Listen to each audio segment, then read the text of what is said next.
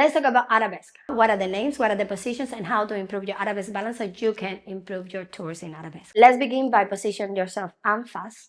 Then you're going to look at the left diagonal in front of you. And after you look at it, just turn towards that diagonal. You're going to have your right leg behind you, left leg in front, and this is called effacé.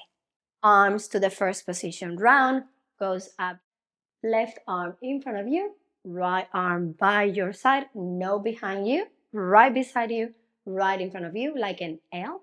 You're going to extend your right leg behind you, and that's going to be your first arabesque. As simple as that.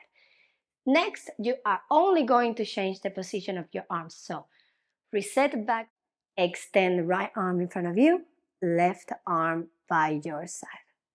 And that's your second arabesque. Now you're going to close everything and you are going to change left leg behind you. Now you are going to extend left arm in front of you, right arm by your side, exactly how we started, but this time left leg behind you. And that is your third arabesque. Next, reset your arms and extend the right arm in front of you, left arm by your side. And what's this? Your fourth arabesque. A way to memorize this is by remembering that we're going to start effacé, either to the right or to the left, but effacé, and you're going to begin fully open because it's effacé. So that's your first arabesque. Then to remember, the only thing that you need to do is change the position of your arms. That's it. Then you have to reset everything and change everything to do your third arabesque. However, it's the same arm that you began with. The only thing that changed was the back leg. And then the same we did to do our second arabesque, we have to reset arms. That's the same case here. And that's it. You got it. Your first, second, third, and fourth. Now let's talk about your axis and the transfer of your body weight. We are going to use a simple tendu. We're not going to bring legs to the air yet. You are going to make sure that your hips are going to be over the toes of the supporting leg, right? Did you see how I transferred that weight slightly forward? You're going to do exactly the same. Once you feel that you can lift your heel anytime, then you can lift that leg in the air. Yep, and if you want to keep testing yourself, just keep lowering and lifting and lifting and lowering that heel. And that's how you know that your body weight is slightly forward.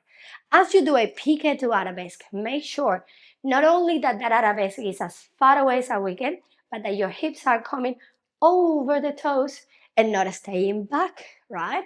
So hips fully forward over the toes. Lead the movement with your hips. Something else for that good balance is bring your shoulders back against the leg.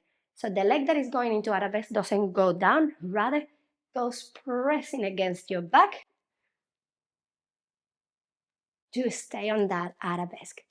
Chest diagonal in front of you, hips forward, bring the arm up and leg against your back, pressing everything together. Back and leg pressing against each other.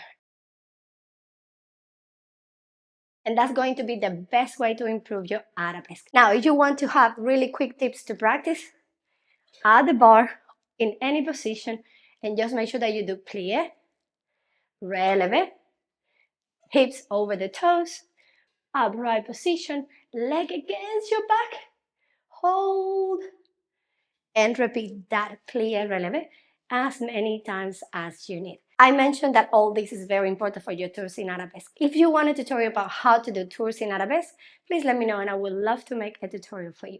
And that's it for today. We spoke about everything that you need to know about arabesque, the position of the head, the arms, the legs, how to transfer your body weight, the importance of looking forward and having both arms by your side and in front of you. Now, comment down below if you want to learn how to do a tour in arabesque. See you tomorrow.